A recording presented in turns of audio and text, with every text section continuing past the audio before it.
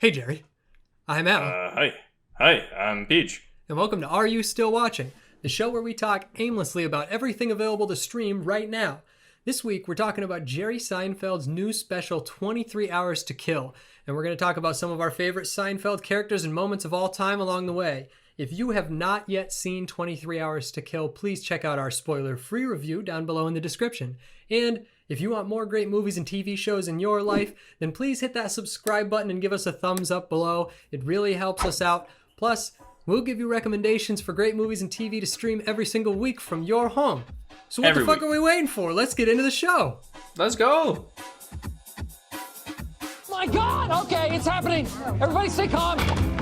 I can't wear this. Hey, this looks better than anything you own. That's deplorable, unfathomable, improbable.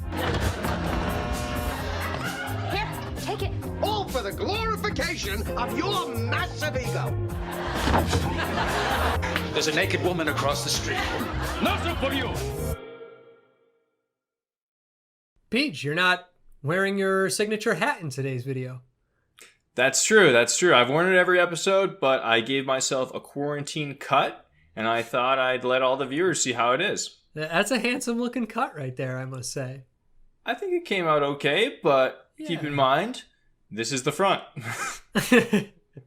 Do we get to see the back? Look at this!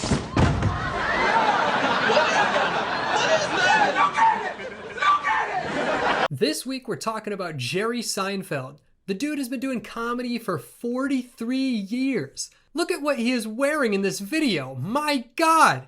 This dude is from a different time. Jerry Seinfeld has been doing comedy since back when comedians were completely broke, and now he's almost a billionaire. He has been around the block. He also co-wrote a TV show that just happened to be one of the funniest things that ever existed. Seinfeld was your dad's favorite TV show, man. Seinfeld was the OG, the king, even the GOAT, some would say. At the time, Seinfeld's new approach to television comedy was a thing of genius and changed the course of TV forever, inspiring countless hit sitcoms since. There are so many quotable lines from Seinfeld, so many great episodes, and an outrageous number of classic characters. Still, there are real people out there who just don't like Seinfeld or have never seen it. For me personally, Seinfeld was never my show. It was my dad's show. He would watch it in the evenings and I would tag along for an episode here and there. And I think a lot of 90s kids have that same experience with it. But even though I was never Seinfeld's target demographic, I still have always found the show hilarious and would definitely consider it to be one of the greatest shows I've ever seen. What did you do today? I got up and came to work. There's a show. That's a show. How is that a show? Well, maybe something happens to you on the way to work. No, nothing happens. Peej, would you put Seinfeld in the GOAT conversation? Absolutely. Seinfeld is one of the best shows, sitcoms ever made. I don't care, drama, comedy, whatever. It's in the top 5. Yeah, I agree. I think Seinfeld as a show was so good that it transcends sitcoms. It's not in the conversation for best sitcom with The Office and Friends. It's in a conversation for among the best shows with The Sopranos and Breaking Bad. It lives up there. And it's crazy how much they packed into just 9 seasons, too. It feels like a 20-season long show. It does. I can't believe Curb Your Enthusiasm just had their 10th season. And I was thinking, Seinfeld only has 9 seasons. That's pretty bizarre. Yeah, that is crazy. So Larry David's been doing Curb longer than he's been doing Seinfeld. But yeah, no, Seinfeld was definitely growing up, watched it. Kramer, one of the best characters of all time. But I agree that I normally differentiate between comedies and dramas when it comes to television shows and when it comes to movies. But I agree with you, Al. For this, I don't think you need to make an exception. I don't think you need to put it in a certain bucket. I think this is one of the greatest shows of all time. Not comedies, not dramas, not sitcoms, shows, period. Yeah, I mean, and it totally changed the world. The next 2 decades after it were completely different thanks to it. Double dipped? What are you talking about? You dipped the chip, you took a bite, and you dipped again. So? That's like putting your whole mouth right in the dip. So we're going to take a trip down memory lane and talk about our favorite Seinfeld characters after we share our opinion on Jerry's new Netflix special. But first, Peej has got the news today. All right, what do you got? So it's pretty relevant, especially considering our last few episodes.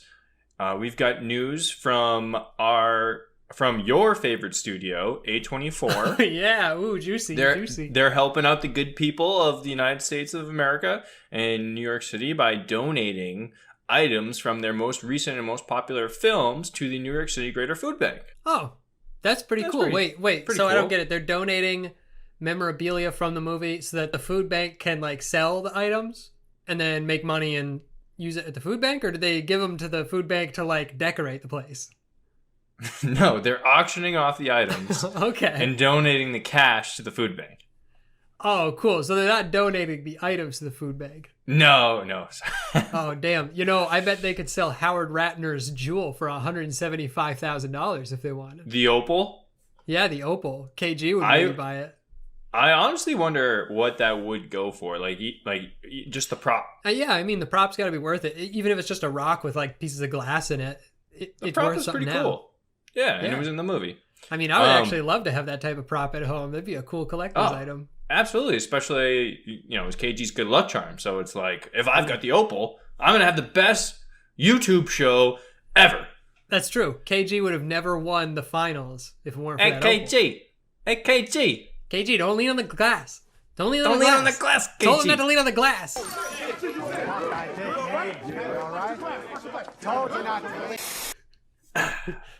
Well, this is not from Uncut Gems. This is from your favorite movie, The Lighthouse. Oh, okay.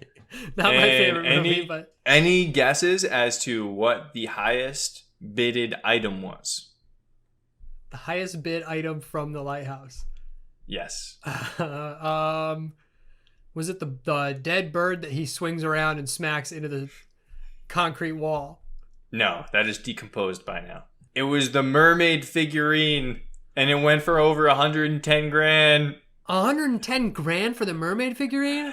Yeah. Oh my god. They could have auctioned off the mermaid itself for probably a good amount to somebody. Yeah, she could have been an escort or something. But the mermaid I'm just thinking figurine, like the costume. Yeah, I mean, I guess it gets extra money because it smells like Robert Pattinson's jism. That's true. That's the problem with you. No, that's the problem with you. Pattinson jacked off like 4 times on that mermaid. Are you going to make a bid? A bid? Yeah. No, unfortunately, I don't have $110,000 laying around for a mermaid figurine. Well, that brings us to our next item. Please subscribe to Are You Still Watching? Because Al needs some money. And that doesn't help at all. But it will probably make him feel better. We're currently making a total of $0 a month off of our YouTube channel with about 300 views. But it hasn't decreased at all. More fake sponsors coming your way.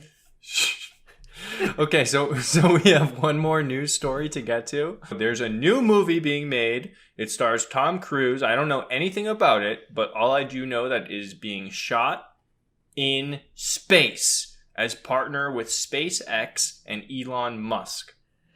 Yes, I actually had read about this. Don't know too many details, but Tom Cruise himself is going to space. And honestly, yes, Tom Cruise is the guy who does all his own stunts. Like he runs up the side of walls, breaks his arm on the side of an airplane. So he's going to go to space and like actually do some zero gravity crazy stuff. But yeah, even if you're Seth Rogen, wouldn't you just go to space? Like even if you don't do stunts, I'd go to film a movie in space. Fuck it. Yeah, it'd be like, oh, we need to roll cross joints. Let's go to space. The movie calls for it.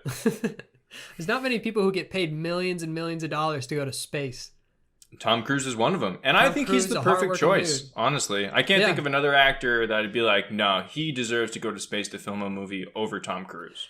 Maybe Will Smith. I don't know. That's true. And I mean, Tom Cruise has been in the industry for so long that like if we're going to set the bar, first man to make a movie in space, it's cool for it to be like this veteran actor who most people appreciate. So it's not going to be a controversial movie. It's probably going to be one that most people can enjoy. My only concern is if we're spending that much money to go to space for the movie, how much money is going to be left to actually make this thing a good film? Oh, sorry. You wanted this to be a good film? Oh. It's going to be sweet. I don't know if it's going to be a good film, but it's probably going to be sweet.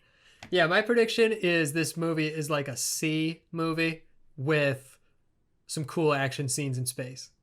That could have been done in CGI if you really needed.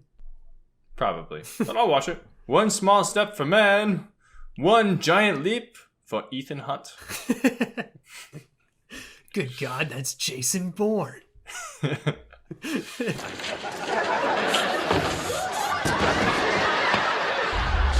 Christ, that's Jason Bourne. All right, on that note, let's get into our review. Yes. 23 Hours to Kill is Jerry Seinfeld's newest Netflix special. It just came out, was directed by Joe DiMaio. It is exactly 1 hour long. Get it? 23 Hours to Kill? It's 1 hour long? He's making a joke, people. And it is currently available to stream on none other than Netflix, the king of stand-up comedy specials. So there's not too much to sum up here, really. We all know who Jerry is. The man needs no introduction. 22 years after his last stand-up show in 1998, the guy is back to try and make us laugh again. In 23 Hours to Kill, Jerry was hitting us with his classic brand of clean observational comedy that got him where he is today. We got food jokes, we got social interaction jokes, we got husband and wife jokes. Not too much new stuff here, but you can't deny that this special was quintessential Jerry Seinfeld. But of course, that's what we all anticipated going in. The big question of the day is, was Seinfeld's stand-up special funny? Peej, what are your thoughts? Yeah, so I was nervous going into this because, as we went over, Seinfeld is the GOAT. It's one of the best sitcoms ever. I don't need to say any more. You already know. The question is Jerry Seinfeld a great stand-up comic? That I was unsure of going into.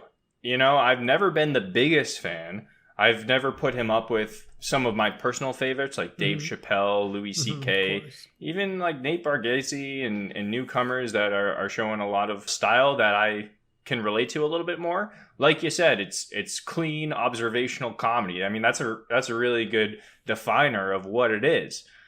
But with that being said, I was pleasantly surprised by this. I laughed. I was worried straight out because it is, you know, the classic Seinfeld comedy. It's neurotic, it's complaining, it's annoying, but that's what it is. That's what you get. That's what you pay for.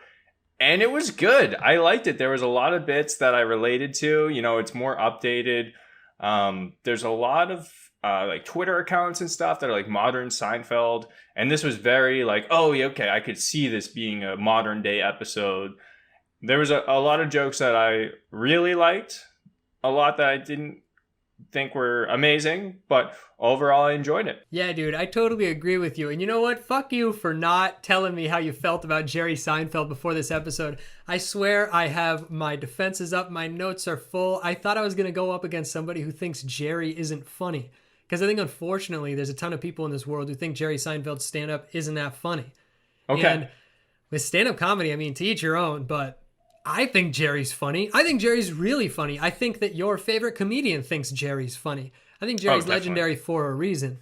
I mean, like you said, he's not my favorite comedian ever, but you gotta respect the guy. I mean, he's extremely professional. He's clean, and clean comedy is so extremely hard. You can't deny how difficult his job is to do this type of comedy. His jokes are also universal. Anybody could tell Jerry Seinfeld's jokes and they would work because they're just funny things everyone relates to. And unfortunately, that means you can't go down the road of like laughing so hysterically or crying because what you're hearing is so ridiculous on stage. But that's Jerry's thing. I mean, he's not ridiculous. He's just telling you the real world and what's funny about it. And I mean, something that I really like with Jerry is that he doesn't rely on comedy crutches. He never stops to do a fake laugh in the middle of the joke. He doesn't cuss to make a lame joke work. He makes observational jokes about things that everybody understands. And I unfortunately hear him being criticized a lot for being an asshole in real life. But so the fuck what, man? Jerry Seinfeld says he's an asshole on stage. He says, I think I'm better than you. Have you heard I'm a billionaire and you're not? You know, I could be anywhere in the world right now, but I'm right here. And to me, I'm cool with it, man. That's Jerry's life. That's what Jerry can do. The only thing I need him for is to make me laugh. And damn it, he's a professional at that. So aside from the intro where he jumped out of that helicopter, everything that I got was pretty expected. But that being said, he made me laugh pretty hard a lot throughout it. Some of my favorite jokes were the food buffet bit and the texting bit. And, you know, some jokes didn't hit for me. Some I just had to kind of gloss over. But overall, I didn't care. That was a great stand-up special. Yeah, I mean, Jerry's big thing is his relatability. And to your point, there were many jokes that I was like, oh, I relate to this. One of my favorite was the one that's like, people hate being places. You know, you don't want to be home. That's why you're here. You're out. Congratulations. Yeah. Now you're out. What's next? You can't wait to get home, right? And that's like so true. Our entire life is us waiting to leave. Yeah, that it's is hilarious. Such a funny joke. But the thing that I probably liked the most out of the whole act actually was kind of the antithesis of that, which is him being unrelatable and just being honest and talking about his actual life. Because I feel like we never got that.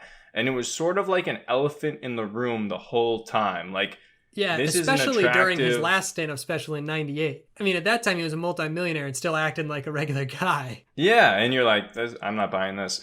Right. And you got to think like, okay, this is one of the richest guys in the world.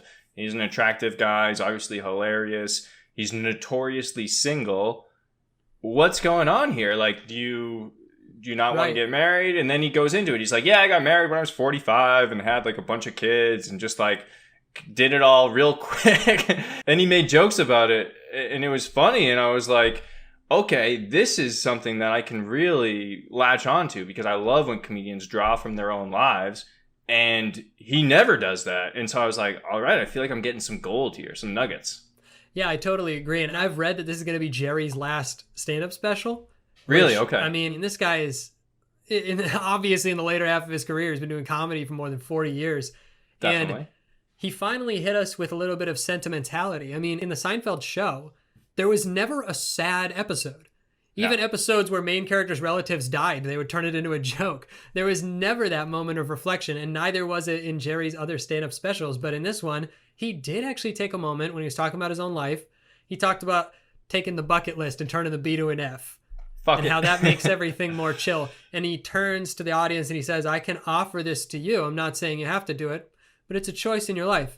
And obviously, if you look at Jerry, you see a man who's very satisfied with where he is in his life. So it's nice to get some advice from that type of person, a person in their 60s who can say, hey, young people, check it out. This is my philosophy, and I'll leave you with that. And Dave Chappelle does that in every show. Bill Burr does that, but Jerry never does it. Finally, he did it right before he left. Yeah, I mean, Seinfeld was like notorious for no sentimentality, no learning. I think I smell some smoke back here.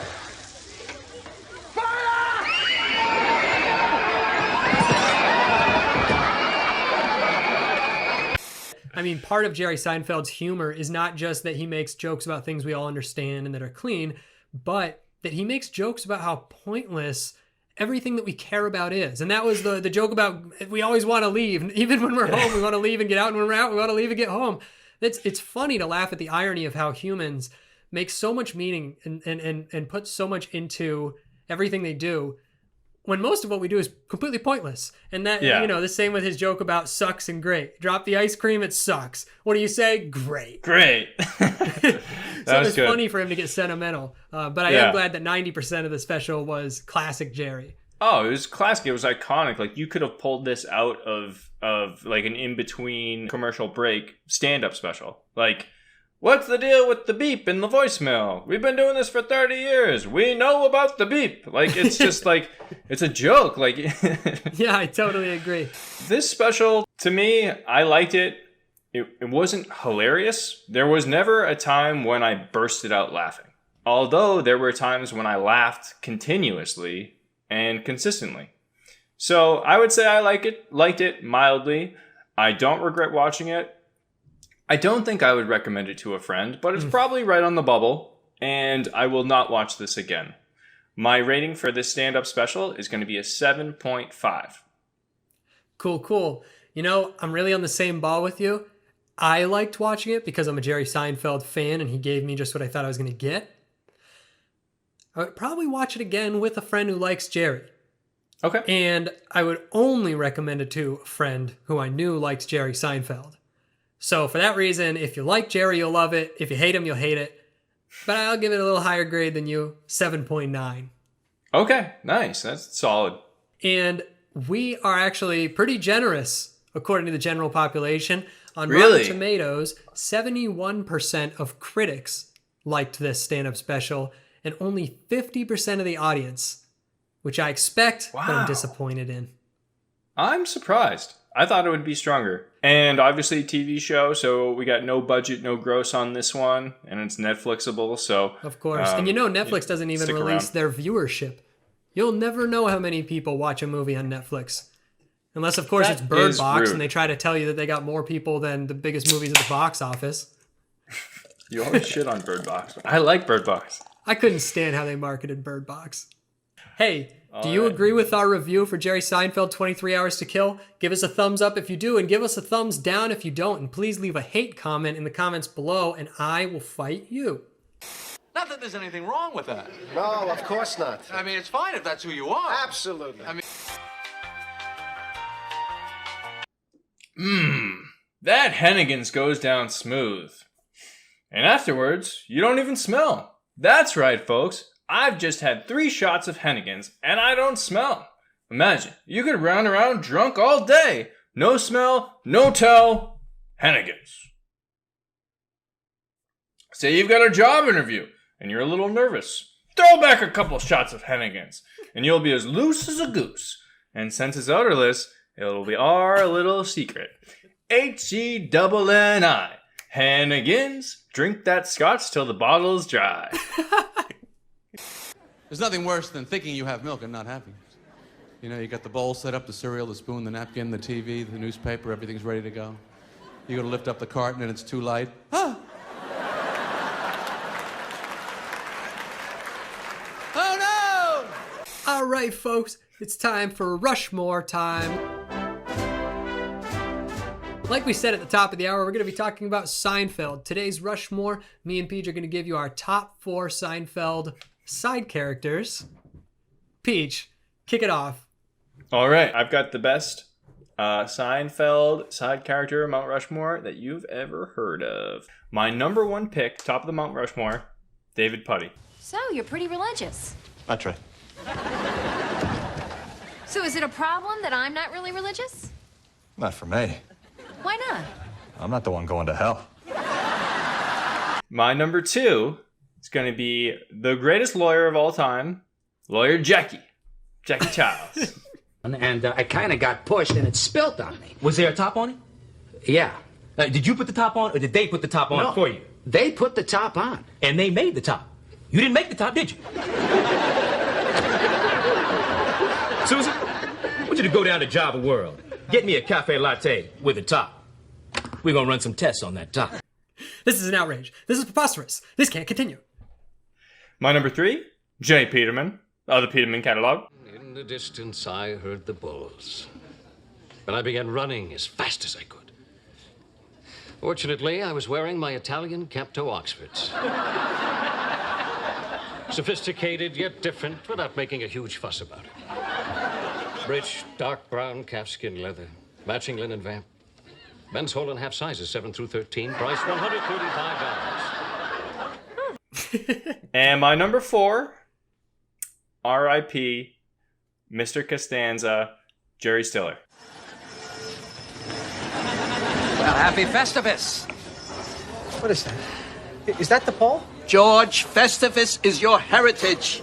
It's part of who you are. That's why I hate it. Great Rushmore, great Rushmore. I have a little bit of an overlap. My number 1 Seinfeld side character, Kramer's wacky friend who's always involved in his schemes but never seen on screen, Bob Sacamano. Oh, yeah? My friend, Bob Sacamano. He came in here for a hernia operation. Oh, yeah, routine surgery. Now he's sitting around in a chair by a window going, my name is Bob. Okay. My number 2, the world's greatest lawyer, Jackie Childs. Oh, no. Jackie, we got it. No way, Kramer. You brought me nothing but a mountain of misfortune and humiliation. Now get out. Jackie! I said out. Jackie, I think I got a case against the tobacco companies.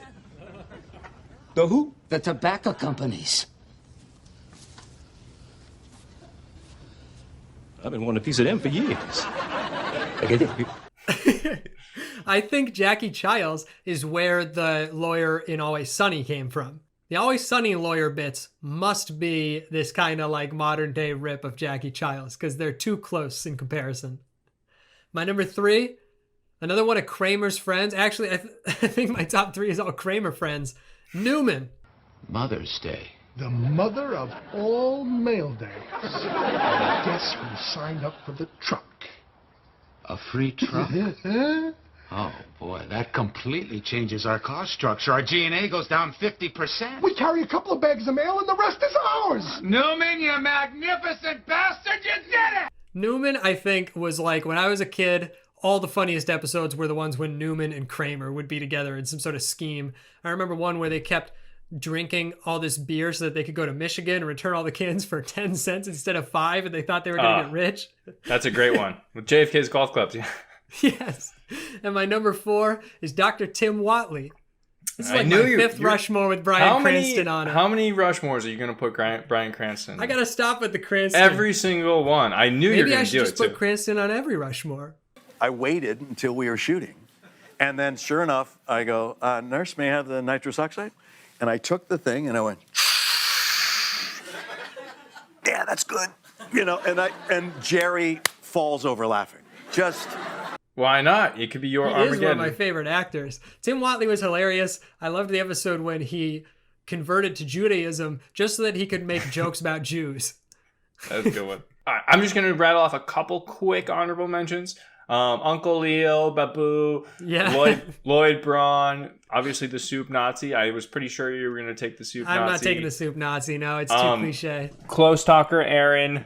And Banya, I was almost gonna take Banya, even though obviously everyone hates Banya. Hilarious. He's great. I didn't know if this would count, but I was almost gonna take the naked woman who was standing outside of the window during their bet when they couldn't masturbate, or else they would have to pay Elaine. Or what about the woman walking down the street with no bra? That's true. Oh my God. Or the woman who, they're real and they're fabulous. There are so many characters in Seinfeld who you don't really get to see, but you just get to hear about them, and it's hilarious to hear like one of our main characters' interpretations of the character. I remember, which one was it? The elephant boy that Kramer saw in the hospital? Yeah. And there's so many characters that are just on for a second. You're like, oh my God, give me more of this. Like the detective who investigates Jerry's overdue library book from 1976. Like, that character's hilarious, but you only get one episode of him, and that's all you really need. But you're like, it's just the tip of the iceberg, you know? Yeah, absolutely. And that's what the best movies and shows do, and Seinfeld nailed it. Every character that showed up, you felt like they had this whole life and this whole world behind them because of how vibrant and alive they were, even if they just showed up for 5 minutes total, like Jackie Charles. The Boba Fett syndrome. Yeah, absolutely. Hey, do you guys agree with our top Rushmores of Seinfeld characters? If you do agree, then shut up and keep watching. And if you don't agree, then why don't you comment down below? Yeah, tell us that you hate us. Yeah, why don't you do it, tough guy? Yeah, so... Yeah, I know what you're thinking. What's this guy making such a big stink about old library books? Well, let me give you a hint, Junior. Maybe we can live without libraries, people like you and me. Maybe. Sure, we're too old to change the world. But what about that kid sitting down, opening a book right now in a branch of the local library and finding drawings of peepees and wee-wees? All right, anyways, I'll get into some trivia. The way we do trivia on this show is I'm going to ask Al 4 trivia questions. 3 of them are correct, factual, real life, actually happened, real trivia. 1 of them I just made up. Now, Al's going to have to identify 3 truths and a lie. Correct. Oh, okay. If I get this one right, then you owe me coffee for a week. Number 1. Larry David makes a few appearances in the show over the years, including Man in the Cape and also the voice of George Steinbrenner. The exterior shots of Jerry's New York City apartment was actually shot close to downtown Los Angeles. Jason Alexander originally based his performance of George off of Woody Allen before realizing the character was based off of Larry David. And the final piece of trivia, although mentioned numerous times in the series, Kramer's friend Bob Sacramento is only shown on screen once and is played by Lorne Michaels, who Larry David worked under for Saturday Night Live's 10th season. Wow. I think you're seriously going to expose me for not seeing every episode of Seinfeld now, because I actually don't know if Sacramento ever got seen. I think Bob Sacramento is like one of the most hilarious characters, but I don't think he showed up. I don't know about George with the basing his character on Woody Allen before Larry David, but I could believe that. We've never gotten trivia right on this show. We have never once gotten the trivia right. I'm going to go with my gut, which I think is going to make me look like an idiot. The one about Bob Sacamano. I think he never showed up. That is correct. Oh, Bob no Sacamano was never on screen in Seinfeld. Yeah. You've won the first trivia. Go.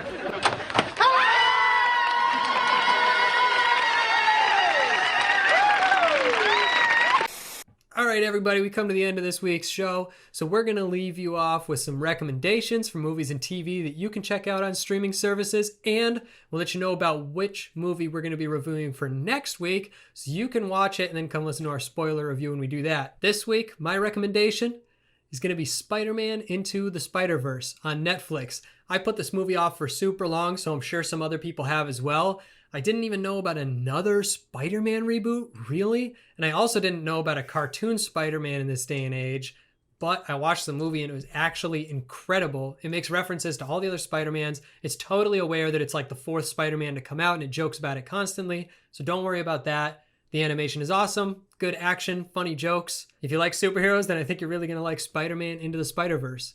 And in my queue for this week that I haven't seen yet, is Yesterday on HBO. I've heard so much about this movie since it came out, and I love the premise, the idea that the Beatles just suddenly don't exist, but this one man remembers them. I think it's like a hypothetical that we always think about. So if it's like everybody's dream. Yeah, I mean, and if they executed the movie well, it could probably make for a good time. So I'm pretty excited to watch It's that Danny Boyle, same one who directed Slumdog. Oh, no kidding. So I'm going to get to mine, but before I have a little update.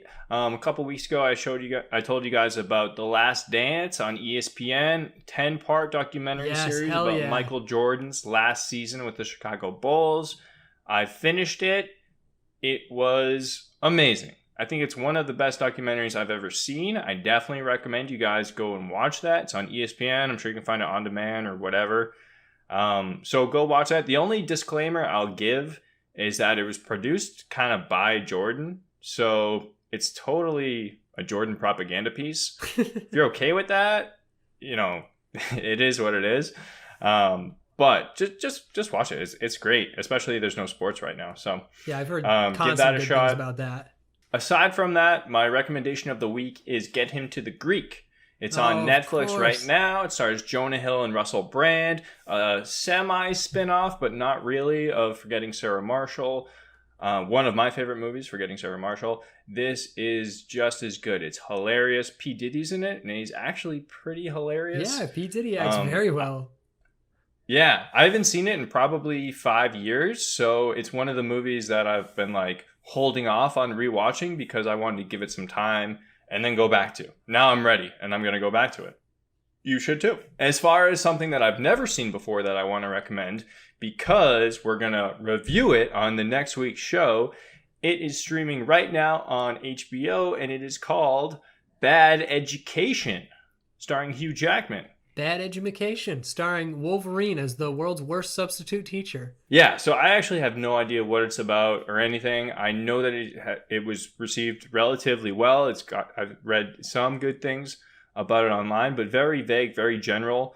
And as you guys should know, that's how I like going into movies. That's my preferred way, just being completely blind, caught off guard, and we'll see what it is when I get there. Yeah, absolutely. And so will you guys next week with us. So please watch Bad Education. Come back and we'll tell you the following week if it was good or if it sucked, or maybe we won't. Yeah. If you like this episode, feel free to give a thumbs up. If you didn't like this episode, please send me a DM. I will give you Al's address. You can send him some hate mail. No. And we'll go from there. What's the deal with streaming services? Why do they call it streaming services? Where are they streaming? I don't see any water.